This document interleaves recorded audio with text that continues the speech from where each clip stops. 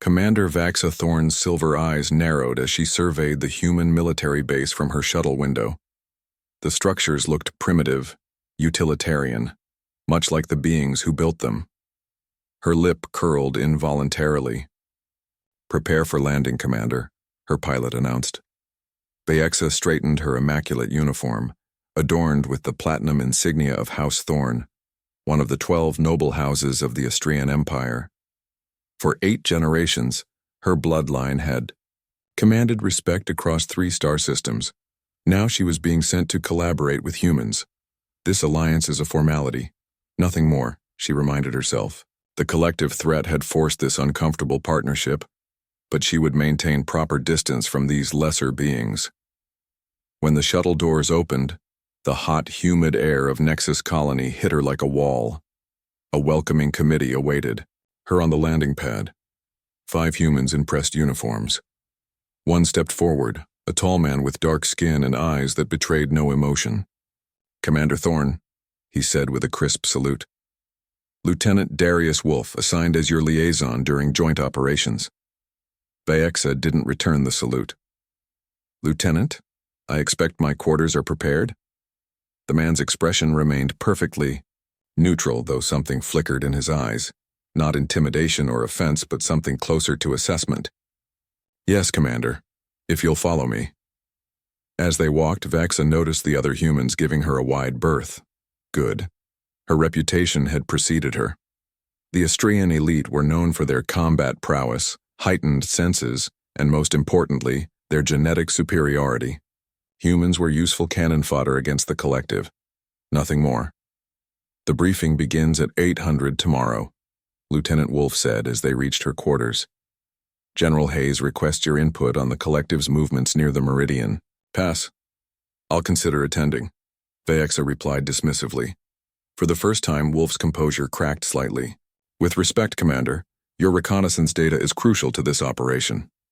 Vaxa turned to face him fully. Most humans cowered under her direct gaze. Her silver eyes were unnerving to their species. But Lieutenant Wolf held her stare. "Are you giving me orders, Lieutenant?" she asked, her voice dangerously soft. "Providing information, Commander. Your choice whether to use it." He handed her a data tablet. "The security codes for your quarters and relevant facility areas."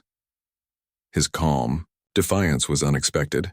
Most humans either feared or resented her kind. This one seemed to do neither. "I've been in 16 engagements against the collective," she said. "How many have you survived, Lieutenant?" 12, he answered without hesitation. "Lost my previous unit at Helios Point. I believe your squadron provided air support for the evacuation." Vaxa remembered that battle, a brutal massacre where human ground forces held a strategic position against overwhelming odds, allowing civilians to escape. She had assumed they'd all perished. "You survived Helios Point?" She couldn't keep the surprise from her voice. "Some of us did." His voice held no pride, only quiet acknowledgement. Before she could respond, alarms blared through the facility. Wolf's hand immediately went to his sidearm. "Perimeter breach," he said, checking his communicator. "Collective scouts, Eastern Quadrant." "Those aren't scouts," Vaxa countered, her enhanced hearing picking up the distinctive whine of stealth engines. "That's a strike team." The building shook as the first explosions hit. "Armory?" she demanded. "2 levels down," Wolf responded, already moving. Despite herself, Vaxa fell into step beside him. Perhaps this human had some use after all. The real enemy was coming, and battle was what she knew best. As they raced through corridors filled with scrambling personnel, an unsettling thought crossed her mind. She and this human moved in perfect synchronization, anticipating each other's movements without a word. The battle would test more than their defenses. It would test her most, deeply held beliefs about the very man running at her side. The evacuation shuttle exploded in a brilliant flash of orange and white, lighting up the night sky. Vaxa ducked behind a fallen tree trunk, pulling Lieutenant Wolf down beside her as debris rained around them. "That was our last extraction." "Point," she hissed, pressing a hand against the gash in her side. Purple blood seeped between her fingers. "Your human command abandoned us. Darius checked his communicator. Jammed. The collective has this whole sector locked down. He glanced at her wound. You're losing too much blood. 3 days had passed since the surprise attack separated them from both their forces. The collective had pushed through with unexpected numbers, forcing a full retreat from the base. In the chaos, Vexa and Darius had ended up on the wrong side of the front line. I've survived worse, she insisted, but the world tilted sideways as she tried to stand. Darius caught her before she fell. There's an old mining outpost 5 clicks north. If we can reach it before dawn. Vexa wanted to argue, to reject his help, but her tactical mind overrode her pride. Lead the way, Lieutenant. The journey through the dense forest was torturous. Twice they froze as collective drones passed overhead, their searchlights cutting through the canopy. By the time the abandoned mining facility appeared, a collection of rusted structures half reclaimed by vegetation, Vexa could barely walk. Inside, Darius whispered, supporting her weight as they slipped through a broken doorway. The interior was dark and musty but secure. Darius eased her onto an old cot while he secured the perimeter, then returned with a med kit he'd salvaged from a storage locker. Your uniform, he said, gesturing to her blood-soaked side. I need to see the wound. Vexa hesitated, then slowly unclasped her ceremonial armor. Among her people, removing one's protective layers in the presence of another was an act of profound trust or necessity. She wasn't sure which this was. Darius worked methodically, cleaning the wound with antiseptic he'd heated over a small flame. His hands were unexpectedly gentle for a soldier. The collective weapons are designed to prevent Astrian healing, he explained. The fragments release an enzyme that thins your blood. You seem well informed about my physiology, Vexa said, through gritted teeth. A ghost of a smile touched his lips. I make it my business to know my allies and my enemies. Which am I to you, Lieutenant Wolf? His eyes met hers, steady and unreadable. I haven't decided yet. For 3 days, fever gripped Vexa as her body fought the collective's bioweapon. Darius kept watch, changing her bandages, forcing water between her lips and twice slipping out to hunt for food. In her delirium, she spoke of things she'd never told anyone. Her childhood in the cold halls of House Thorn, the constant pressure to uphold her bloodline's honor, her fear that she might never be enough. On the 4th morning, she woke clear-headed to find Darius asleep in a chair beside her cot, his hand resting near hers, close but not touching, as if he'd reached out during the night, but stopped himself. You stayed, she whispered. His eyes opened instantly. You're lucid. Why didn't you leave me? Your extraction would have been easier alone. Darius straightened, running a hand through his dark hair. That's not how I operate.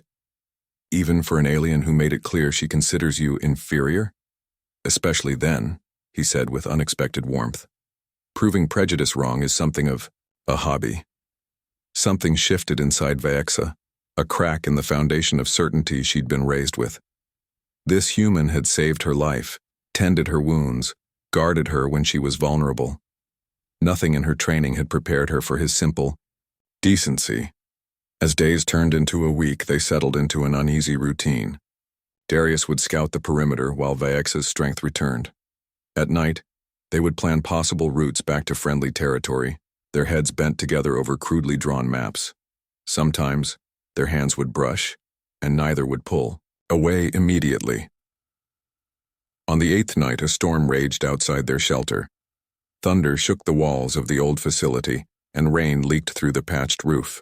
Why did you join this war? Vexa asked, breaking a long silence.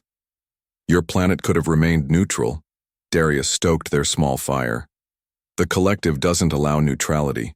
They would have come for Earth eventually. So self-preservation, community preservation, he corrected. My mother has a farm in Montana. My sister teaches elementary school. I fight so they don't have to. You fight for others, Vexa said slowly. In the Empire, we fight for glory, for advancement. What do you personally fight for, Commander? The question startled her. No one had ever asked what she wanted. I fight because... She trailed off, realizing she had no answer that felt true anymore. Darius moved to sit beside her, close enough that she could feel his warmth. Maybe that's something worth figuring out. Lightning flashed, illuminating his face, the strong jawline, the eyes that seemed to see through her carefully constructed walls. In that moment, Vaexa felt more exposed than when he'd tended her wounds. Perhaps it is, she whispered. The tension between them, building for days, suddenly crystallized. His hand brushed a strand of silver hair from her face, and she didn't pull away. Instead, she leaned closer, her heart racing in a way no battlefield had ever triggered.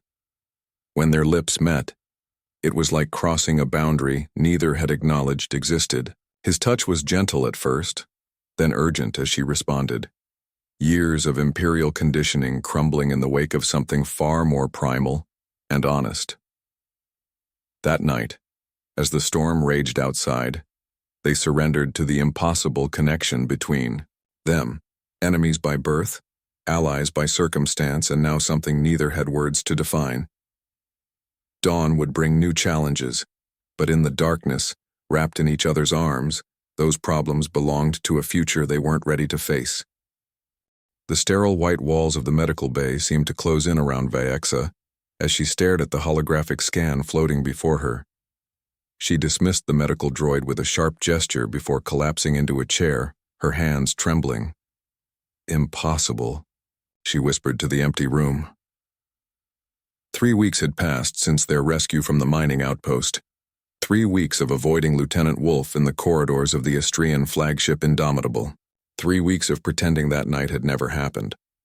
But the evidence hovered before her in pulsing blue light. A tiny cluster of cells, neither fully Astrian nor human, growing inside her womb. Every Imperial child learned that cross-species, breeding with humans, was biologically impossible. Their genetic structures were too different, their evolutionary paths too divergent. It was one of many scientific proofs of Astrian superiority that had been drilled into her since childhood. Yet here was living evidence to the contrary. The door hissed open. Vaexa quickly deactivated the hologram as Fleet Admiral Theron entered, his aged face a mask of practiced neutrality. "Commander Thorne," he said, bowing slightly, "I'm pleased to see your recovery is complete." "Thank you, Admiral." She rose, standing rigidly at attention. "I'm eager to return to active duty. Your dedication honors House Thorne." His silver eyes, the mark of noble birth, assessed her carefully. "However, the Imperial Council has other plans for you." A cold weight settled in Vax's stomach. "Sir, you're being recalled to Astria Prime. The matriarch of House Thorne passed into the eternal stars 3 days ago." The news hit Vaexa like a physical blow. Her grandmother, stern, uncompromising, but the closest thing to a parent she'd had after her mother's death in battle. As the last direct descendant, the Admiral continued, "You must return to assume leadership of your house. The succession ceremony is scheduled for the solstice." The timing couldn't have been worse. By the solstice, her condition would be impossible to hide. The succession ritual involved blood tests, genetic verification, ancient traditions meant to ensure the purity of noble lineage. "I understand, Admiral," she managed to say. "When do I depart?" "Tomorrow. The Sovereign Light will escort you." He paused. "There's one more matter. The human lieutenant who was stranded with you, Wolf, he's requested a transfer to the diplomatic corps, specifically to our embassy on Astria Prime." Vaexa's heart stuttered. Did he provide a reason? Something about furthering interspecies cooperation. The Admiral's tone made clear what he thought of such notions. "I've denied the request, of course. Humans have no place in the Imperial Court." Later that evening, Vaexa found herself outside Darius's quarters, her hand hovering over the access panel. She had planned her words carefully, a clean break, a clear explanation of why they could never speak of what happened, why they could never see each other again. Before she could signal her presence, the door opened. Darius stood there in casual attire, surprise flickering across his face. "Commander." he said quietly. I was beginning to think you were avoiding me. I was, she admitted, stepping inside as the door closed behind her. We need to talk, Lieutenant. His quarters were sparse but personalized. A physical book on a small table, a worn leather jacket hung carefully, a photograph of two smiling women who shared his features. I heard about your transfer, she said, keeping her distance. The diplomatic corps? I thought it might be useful to have someone who understands both cultures. His gaze was steady. Someone who's seen that we're not so different after all. We are different, Vaxa insisted, though the words tasted false now. What happened at the outpost was what? Darius stepped closer. A mistake? Temporary? Insanity? Because it didn't feel like either to me. It doesn't matter how it felt. I'm returning to Astria Prime tomorrow. I'm to become matriarch of House Thorn. Something in her voice must have betrayed her because his expression softened. I'm sorry about your grandmother. The simple compassion nearly undid her. No Astraean would have acknowledged her grief. Showing emotion over death was considered weakness in imperial culture.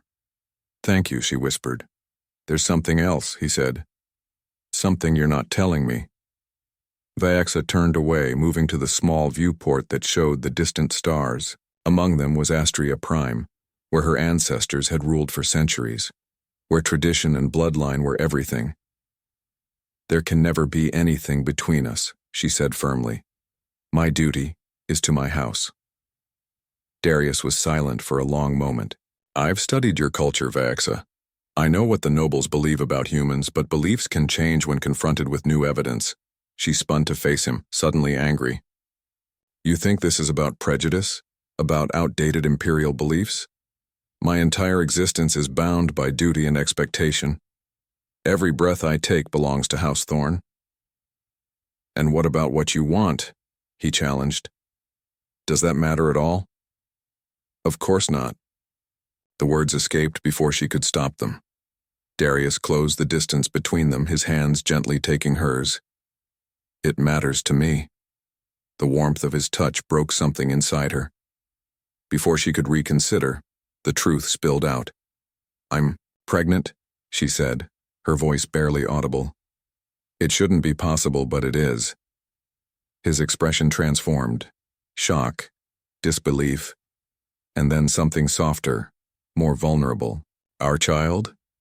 Yes. And in your culture, this would be an abomination, she finished. Proof that I've tainted the noble bloodline. I would be stripped of my rank, my house name. The child would never be accepted. Darius released her hands, pacing the small room as he absorbed this information. When he turned back to her, his resolve was palpable. Then we'll find another way, he said. There are places beyond the Empire's reach. You don't understand.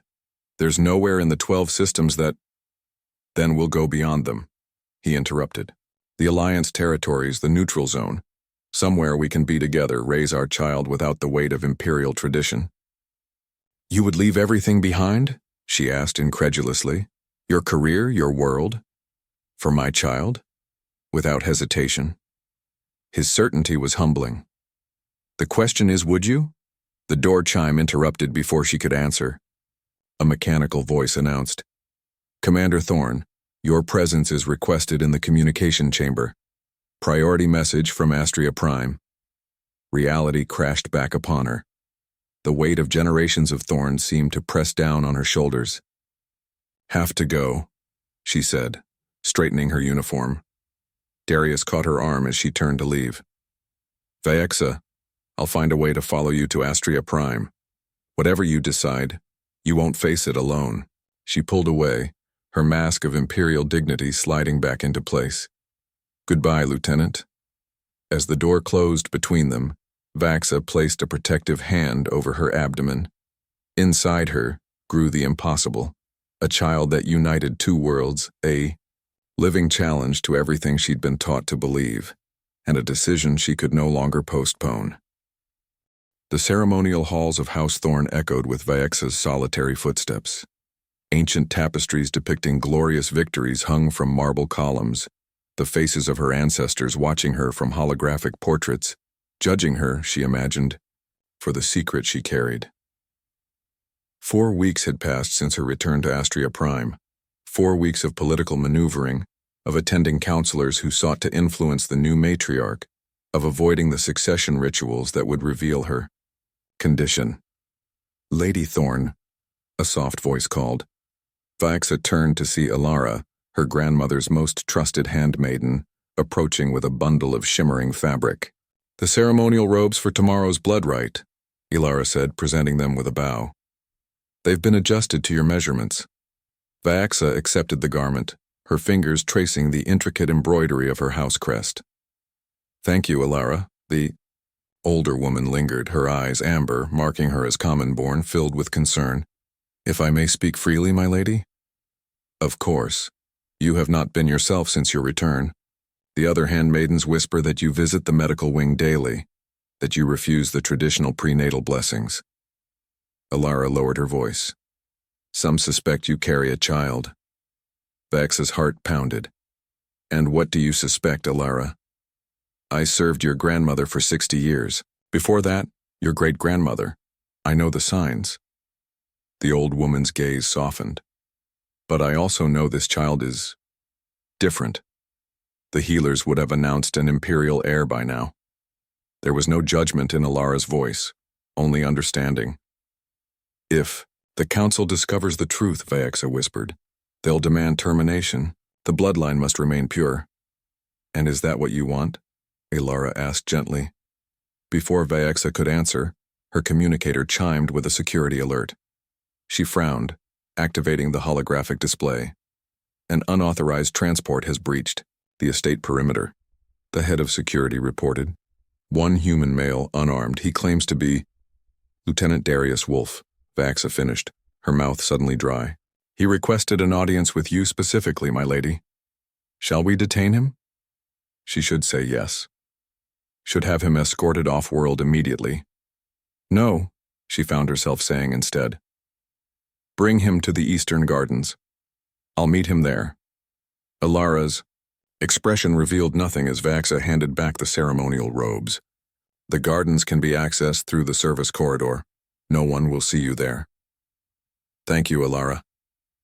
The Eastern Gardens were a riot of exotic blooms, their sweet scent filling the air as Vaxa stepped onto the winding path. Darius stood, with his back to her, studying a fountain sculpture of an ancient Astrian warrior.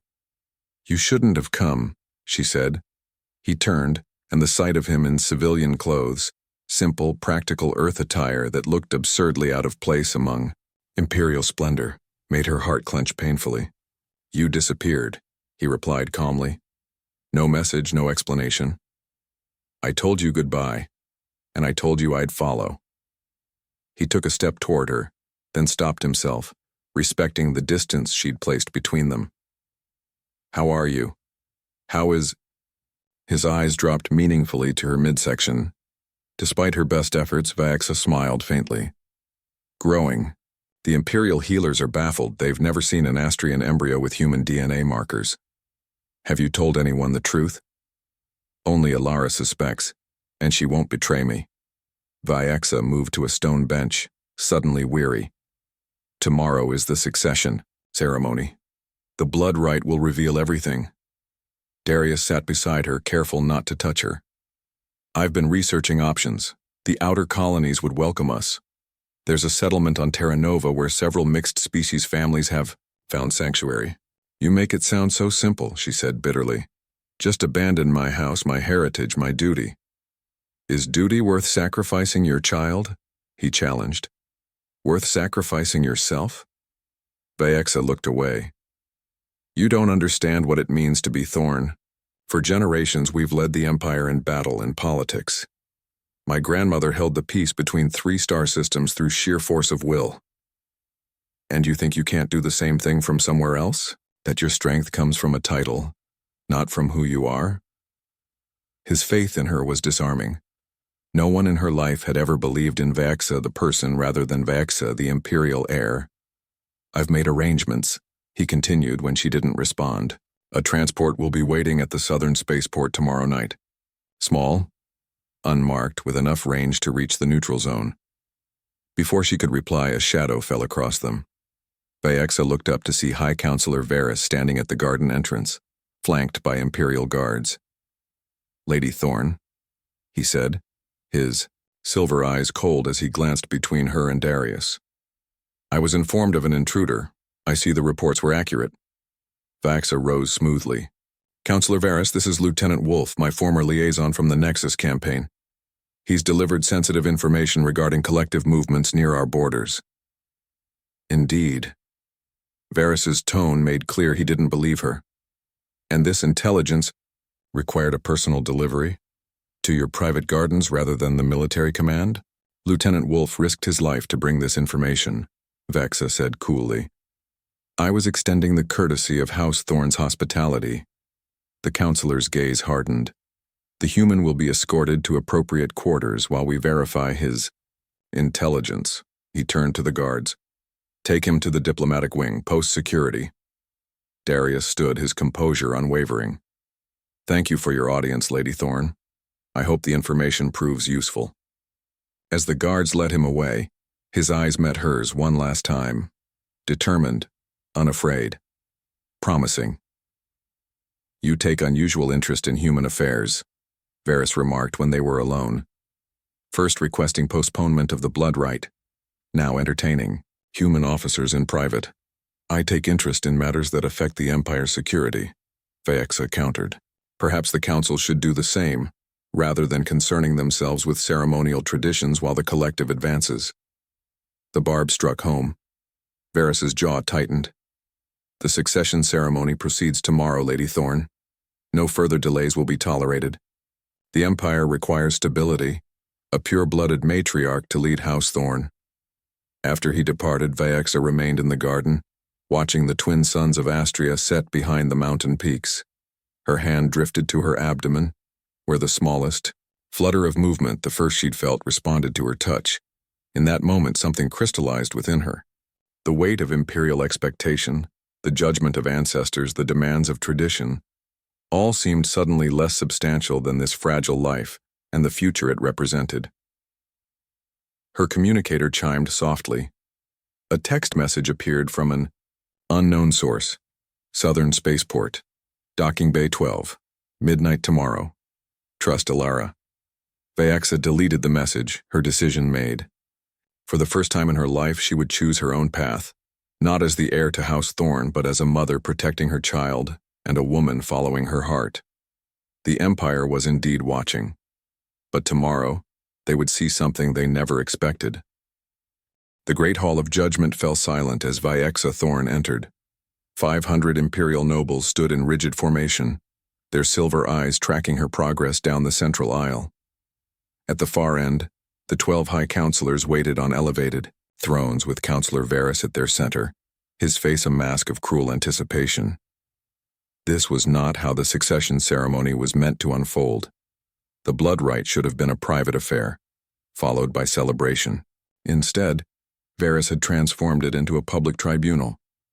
Vaexa wore the full ceremonial armor of House Thorne, platinum plates etched with the victories of her ancestors, a cape of midnight blue that whispered against the marble floor. If this was to be her final appearance as heir, she would ensure no one forgot it. "Lady Vaexa Thorne," Varys announced, his voice echoing through the hall. "You come before the council to claim your rightful place as matriarch of House Thorne through the sacred blood rite." She inclined her head slightly. "I come before the council," she agreed, "but not for the reasons you state."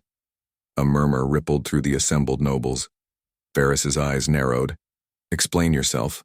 "First," Vaexa said calmly, "I wish to know why Lieutenant Darius Wolf has been detained in the security wing, rather than the diplomatic quarters as you promised." "The human attempted to access restricted areas," Varys replied dismissively. "His actions confirmed our suspicions of espionage. What he sought was a way to reach me," Vaexa countered. "After you isolated me in the ancestral chambers and cut off my communications." "These accusations are irrelevant to the succession," another counselor interjected. "Proceed with the blood rite." A medical droid hovered forward, extending a slender needle. "That won't be necessary," Vaexa said, raising her hand. She turned to address the entire hall.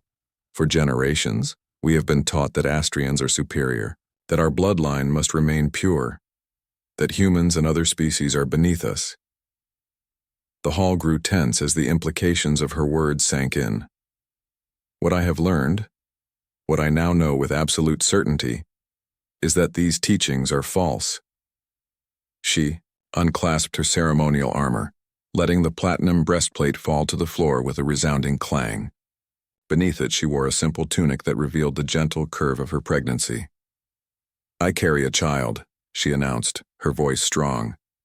A child of mixed heritage, Astrian and human. The hall erupted into chaos. Nobles gasped and turned to one another in shock. Some shouted denials, others demands for immediate punishment. Varys rose from his throne, face contorted with rage. "Silence!" he roared. When order was finally restored, he pointed a trembling finger at Vyaxa. "You admit to this abomination? This violation of imperial law?" "I admit to discovering truth," Vyaxa replied steadily. "Our supposed biological incompatibility with humans is a lie, one of many designed to maintain the power structure of the Empire." "Guards," Varys commanded. "Seize the traitor and escort her to medical containment. The abomination will be terminated immediately." Imperial guards moved toward Vyaxa, but stopped as the great doors of the hall burst open. Darius strode in, flanked by Alara and, unexpectedly, a dozen young Astrian nobles, including scions from houses Varix, Nara, and Kel. "What is the meaning of this?" Varys demanded.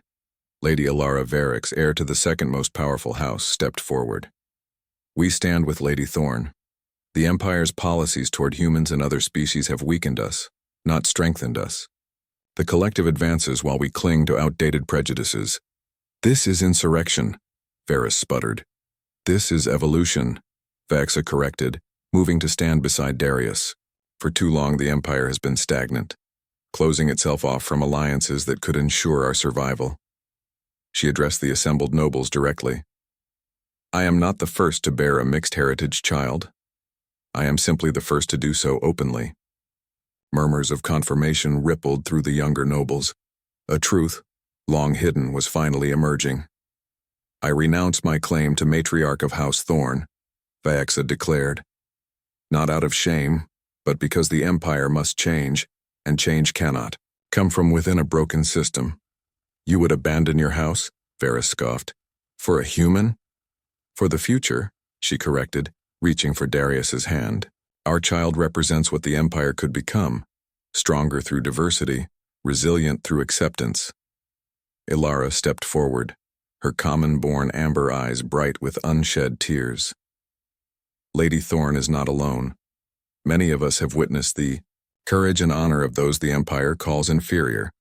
Many of us have loved across the divisions our laws enforce." Throughout the hall, small pockets of support began to form, not just among the young nobles who had entered with Darius, but others who had hidden their true thoughts for too long. Varys, sensing the shift, made one final attempt to regain control. "Guards, arrest them all for treason against the Empire." But the guards hesitated, looking uncertainly between the council and the growing assembly around Vyaxa. In that moment of hesitation, Darius spoke. "Your Empire stands at a crossroads. The collective doesn't care about bloodlines or ancient prejudices. They seek to destroy all sentient life. United, we might survive. Divided, we will fall." His words, simple but powerful, resonated through the hall. Vyaxa stepped forward once more. "I cannot force change upon those who resist it, but I can offer an alternative.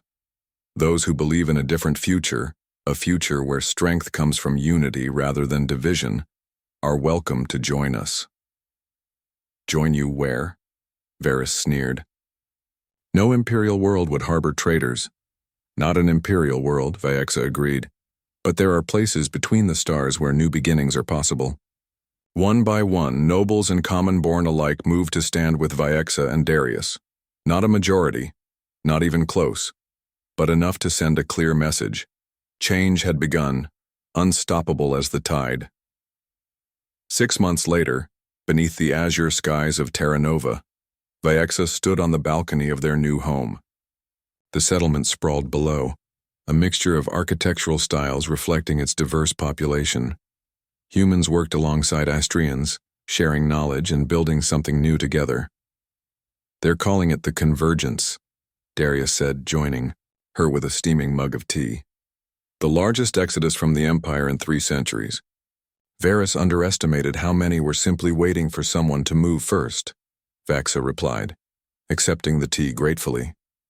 Her pregnancy was in its final weeks, her body adapting to changes no Astrian had documented before. "The latest transport brought 30 more families," Darius continued, "and a message from Lady Alara. She's introduced legislation to reform the purity laws." "It won't pass," Vaxa said. "Not yet. But the conversation has begun. Revolution takes time."